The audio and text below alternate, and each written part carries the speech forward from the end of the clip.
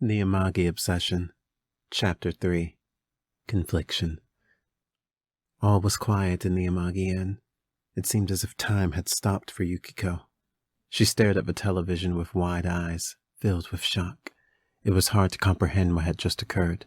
Chie, who had stood in front of her a few seconds prior, was now gone, swallowed into the void of what was the TV world. The young girl's bearings were beginning to shake. Her hands wrapped around the edge of the TV. Staring deep into the dark void, she wished she could rewind what just occurred. Chie? Yukiko managed to sputter out. Come on, Chie. This isn't funny. Her heart began to beat harder with each passing second. Sweat beads began to form on her forehead, as she soon realized the gravity of the situation. Yukiko pushed Chie into the TV world. She shoved her best friend into what could have possibly been her death. The plastic frame around the television began to crack under Yukiko's vice grip. She willed Chie to emerge from its depths. Chie! She repeated louder, beginning to shake the TV. All those insults that had been said, she instantly regretted. It felt as though a stone had developed in her throat. She prayed for Chie to come out of the TV so she can hug her and apologize for every little thing that was said. Chie, please, she gasped between her sobs. Yukiko contemplated entering the TV world after Chie, but quickly dismissed the idea. It was too dangerous to go in there alone. She recalled back to a time where Teddy had told the investigation team that entering other televisions could be dangerous. He had no idea where they could end up, or what would happen. Should anything go wrong, no one would be there to help her. The worst-case scenario was death. This thought struck Yukiko hard. All she wanted was for Chie to own up to her lies. She surely didn't want her friend to die because of it. Her knees grew weak. She felt like throwing up. Yukiko's legs gave way, and she stared wearily at the TV above her once more. What would she do? What could she do? What if Chie hadn't survived the tumble into the TV world? This all seemed too unreal to comprehend, but the mess in her room told her otherwise. Papers lay scattered around the floor, and the table used for their study had collapsed under the weight of a scuffle. I can tell the others, she whispered, glancing at her cell phone that was plugged into the wall. Maybe if she was quick, the investigation team could get to Chie on time. Yukiko stopped herself from reaching towards the device. The thought of telling everyone sent shivers down her spine. How would she explain it? What would they think of her? What would Narukami think? He would reject me again, Yukiko gasped, pulling at the roots of her hair. The thought of everyone's reactions shook her. Yosuke and Chie hadn't always been the best of friends, but they still had a pretty tight bond. He would be the first one to chastise her. She knew Kanji would follow right up with a fury of insults. Rise would be in disbelief. Naoto would surely try and think rationally, but would quickly lose trust in her. The look on Narukami's face was one Yukiko dared not think of. She shoved his girlfriend into the TV world. Surely she had to come up with a good explanation for it. But Chie had it coming, right? The thought had appeared in Yukiko's mind like a lightning strike. Yukiko loosened the grip on her hair and shook her head. She assaulted me. Not only that, but she lied. Yukiko crawled towards the scattered piles of homework and began to collect the materials into a neat pile. She had to forget. She had to feign ignorance. It never happened, she muttered to herself repeatedly. It never happened. The young girl tried to busy herself with cleaning her room with the hope it would take her mind off things, but the thought wouldn't leave her head, no matter how many times she repeated the line. It never happened. Yukiko was growing more desperate with each passing minute. Her fingers gripped the history book that they had been studying. She began to tear up. Forgive me, Chie. Yukiko? A knock sounded at her door. It was her mother. The young Amagi quickly wiped the remaining tears from her eyes. She put away the rest of her school supplies and fixed her table quickly, trying to make her room more presentable to her mother, with the appearance that no fight had occurred. She was the head of the inn, so everything had to be perfect for her. Once she finished tidying up, she sat underneath the warmth of the kotatsu table and called, Enter. Her mother entered the room looking rather irritated that she had taken so long to reply. Her expression quickly changed when she examined the room confused. Where's Chie? Mrs. Amagi asked. She couldn't have gone home already. I thought she was spending the night. Oh, Yukiko replied. She hadn't thought of an excuse yet. Yukiko's mother had greeted them both when they entered the house earlier. The young Amagi needed to come up with something fast. She had some business to attend to, so she told me that we would have to save it for another time, Yukiko lied, shocking herself. She had never lied to her mother. Mrs. Amagi spotted Chie's lime green backpack on the floor. Did she forget her things? Yukiko cringed. She must have lost hold of it when she fell into the TV world. She readily gathered Chie's belongings into her hands and placed it in her closet. She was in such a hurry, I'm sure she didn't even realize she forgot it. I'll bring them to her tomorrow at school. Mrs. Amagi bought the lie. There was no reason for her to press further, but she still cast at her daughter a worried glance. That girl went outside alone at this time of night, knowing all of the murders that had been taking place recently? I wish she would have let me know before she left. I could have given her a ride. It's dangerous in Inaba these days. I'm going to have to talk with her next time she's over. Yukiko smiled weakly and tried to soothe her mother. I'm sure Chie is fine. She's as tough as nails. She wasn't sure if she believed that herself, but her mother did. Well, I'll be sure to call her mother later and see that she made it home safely, she replied frankly. For now, I really need your help in the kitchen. Just make sure you follow all the steps the chef tells you. Nothing extra, understand? We can't have another cooking fiasco like last time. Of course, mother. Yukiko obliged obediently. With that, Mrs. Amagi closed the door, leaving her daughter alone. The young girl fell onto her bed and covered her face. She had lied to her mother. She knew full well where Chie was, and that she wouldn't make it home tonight. What am I going to do? Suddenly, a flicker of light caught the corner of Yukiko's eyes. She turned her head to the side to see that Chie had left her cell phone on the end table near the bed. Yukiko stared at it curiously, wrapping her fingers around it slowly. She wondered just who would text Chie at this hour, but she had a feeling she already knew who it was. On the ID, Narukami's name was surrounded by hearts, as she had seen at Junez. You still at Yukiko's? Call me when she falls asleep, Kay? A surge of jealousy swirled in her heart. She gripped Chie's cell phone tightly and found herself typing out a message to you. Not tonight. I'm busy. Before she hit the send button, Yukiko stared at it blankly. Chie wouldn't be sending anything to you tonight, nor would she be calling him. Chie wouldn't be making it home or going to school the next day. Everyone was going to be devastated when they found out she was missing. They would want to find her. But they won't, Yukiko blurted out, surprising herself. Her heart raced at the thought. It saddened her to think these things, but she felt her guilt growing thinner with every second. Was that why she lied to her mother so easily? If Chie was gone, then Yukiko wouldn't have to worry about the implications. No one would be able to find her. I need to worry about myself. She stared at Chie's phone once more and thought about you. Narukami.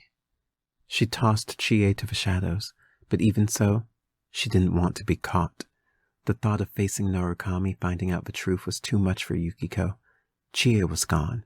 It hadn't been Adachi or Namatame this time. Those would be the first people that the investigation team would suspect. What would happen when they didn't have any leads? Would Chie turn up dead eventually like the rest of the victims thrown into the TV world? How would Narukami feel? I have to be there for him, Yukiko whispered, the corners of her lips forming into a smile. The thought of being by his side was something that made her heart aflutter. He needs me to be there for him. Yukiko began to undress from her pajamas and slip into her work attire. A picture of her and Chie was on the dresser in front of her.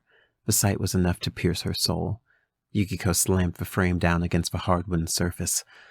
What was she thinking? Yukiko shook her head. Selfish thoughts kept filling her mind. She loved you without a doubt, but her morals were beginning to falter. She decided to get to work. Distractions would help. Yukiko tied her hair into a bun and set off towards the kitchen, desperate to take her mind off of Chie for a while. The next day, Yukiko sat in her seat at the front of class in silence. Today had come faster than expected. The class was full of students bustling, ready to be released for a new year. She glanced behind her, wondering if she would catch a glimpse of Narukami. Yukiko nervously tapped her feet against the wood floor. The situation was unnerving. Narukami sat 2 seats behind her, texting on his phone. He kept glancing at the class entrance nervously.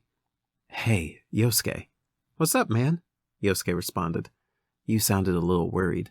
It wasn't often he made nervous facial expressions. "Did Chie text you last night?" "Last time I talked to her was yesterday at school," Yosuke replied. "Besides, I don't just go and text my partner's girl. It's against the bro code. Did something happen between you two?" Yukiko scoffed in annoyance. "Even Yosuke-kun knew?" "Not that I can think of. Last time she texted me early last night. She said she was spending the night at Yukiko's," Yu said, turning his sights in Yukiko's direction.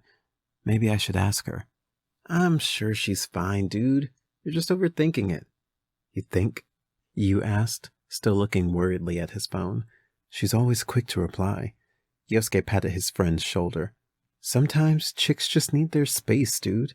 Take it from me. I'm good with these types of things." Yu looked doubtful. "I have a hard time believing that." Yukiko didn't eavesdrop any further when she noticed Miss Kashiwagi enter the classroom. "Quiet down," she barked, slamming her folder on the table. Today their homeroom teacher didn't have the same smug look on her face that she usually had, but rather a disturbed expression. She scanned the classroom and began roll call. She passed Yukiko, Yu, and Yosuke, but skipped over Chie's name. Yosuke casted a surprised glance at Yu. Did you notice that?" he asked. Yu's fist tightened. Why didn't she call her name? Miss Kashiwagi placed down her clipboard on her desk. Picking up a piece of chalk, she began to write on the board and read aloud the announcement. "Today there's going to be an assembly in the gym at 12:30. Don't be late." Yosuke raised his hand. Miss Kashiwagi?" "What?" she barked at Yosuke, looking annoyed. Yosuke glanced at Chie's seat. "Don't mean to be a bother, but you sort of skipped Chie's name on the attendance. Did she happen to call in sick or something?" Everyone in the class glanced at her seat and began murmuring amongst each other. "Yeah, Chie isn't absent often. That is weird. Miss Kashiwagi did skip her name, right? I wonder if something happened." Yukiko maintained her calm composure, watching Miss Kashiwagi, eager to hear her response. "Pipe down!" she yelled at the class. The same troubled expression returned to Miss Kashiwagi's face. She looked at Chie's seat once more and sighed. "I won't lie to you. What I'm about to tell you is serious. Last night, it was reported that Chie Satonaka did not make it home. Her parents filed a missing persons report. Police were out last night looking for her, but nothing has been found so far." Yosuke casted an even more worried glance at Yu, whose eyes were clouded. "I was going to wait for the principal to make a formal announcement at the assembly, but if you have any information regarding Chie Satonaka's whereabouts, let me know after class," Miss Kashiwagi continued. "Also, I need to see Amagi, Narukami, and Hanamura afterwards." Yukiko felt something like this was coming. Their classmates' eyes fell on her, Yu, and Yosuke. The murmuring continued, but she ignored it. Yukiko opened up her textbook. There really was no going back. After class ended, Miss Kashiwagi brought in Yu's uncle Dojima, who questioned all 3 of them about Chie's whereabouts. They had been the closest to her, and the police had to cover all their bases. Dojima took a seat at Miss Kashiwagi's desk and got situated. He cast a concerned look at Yu, who remained quiet until questioned. Yukiko caught on that his uncle must have known about his relationship with Chie. She felt like the only one who didn't know. Her thumbs wouldn't stop twiddling. She was eager for this to be over. The questioning proceeded without delay. Yosuke told Dojima the same thing that he had told Yu earlier. He didn't text Chie much after class unless they were hanging out, and he hadn't saw her since leaving school. His alibi checked out with Dojima. Narukami told his uncle the last time he saw Chie was when they parted ways after school had ended. Dojima checked out some boxes on his clipboard and shifted his eyes to the last person who hadn't given their statement. Yukiko knew the spotlight was on her, and that she had to word everything right. The last place Chie was reported at was her home. Dojima stretched and sighed. "I'm sorry about all this. I know you and Chie are close. You must be taking this hard. Even so, I'm going to have to ask you a few questions, since you were the last one to see Chie Satonaka. Try your best to answer every question." Yu looked at Yukiko with hope in his eyes. How long were you with Chie last night? Asked Dojima. Yukiko pursed her lips and did her best to show distress. She proceeded and answered, After we left school, we hung out until around 9 p.m. Dojima followed up with the next question. What were the both of you doing before Chie left? Fighting. Yukiko thought back to the fist fight they had with one another. Things had never escalated that far between them before, but her verbal abuse had been harsh. She looked Dojima in the eyes thinking, Chie's gone into the TV world, but I can't tell him that. I can't tell anyone. They can never know the truth. Yukiko's breathing increased, and her knuckles tightened. Yu took notice of her body language and grabbed Yukiko's hands. In a comforting voice he spoke, It's all right. I'm here. You don't have to worry. We'll support you. Yukiko relished Yu's touch. It calmed her. She smiled gently and nodded. He can never know. Chie came over after school. She was supposed to spend the night and promised to help me around the inn. We played a few games, did a couple of chores, and worked on some of our assignments. Around 9, when we were doing our homework, she told me she had some business to attend to. Yukiko lied through her teeth. She didn't tell me anything, really. She just received a text from someone. I thought it was you, Narukami-kun. The both of you are dating, aren't you? Yu answered her with a brief nod, but looked more troubled. He turned to Dojima. I did send her a few texts, but I never told her to come meet me. Who could have sent that to her? Dojima rubbed his stubble and asked, You let her leave alone? Yukiko shook her head. She looked down, her hair hiding her eyes. She partially regretted the words she was about to say, but answered regardless. I insisted she stay because it was late, or at least let me come with her, but she didn't want to hassle me. If I had gone with her, none of this would have ever happened. She would be safe. Yosuke rubbed her back and cooed. It's not your fault, Yukiko-san. Dojima was in agreement. If you had been out there, both of you may have gone missing. Yu remained silent, staring emphatically at Yukiko. He wiped the wetness that formed under her eyes and stood up to address Dojima. Uncle, we have to find her. We need to find her. If we keep looking, I'm sure something will turn up. Let me speak to Namatame, or Adachi. Dojima sighed, standing up from his chair. He walked towards the classroom window, the snow gently falling from the sky. He reached into his pants pocket and pulled out a box of cigarettes. Along with it was a red lighter. After fiddling with the switch, Dojima finally lit the cigarette. He blew out the smoke and addressed his nephew. Unfortunately, that's impossible.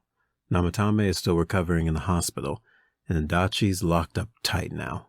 Hell, even I'm having a hard time visiting him.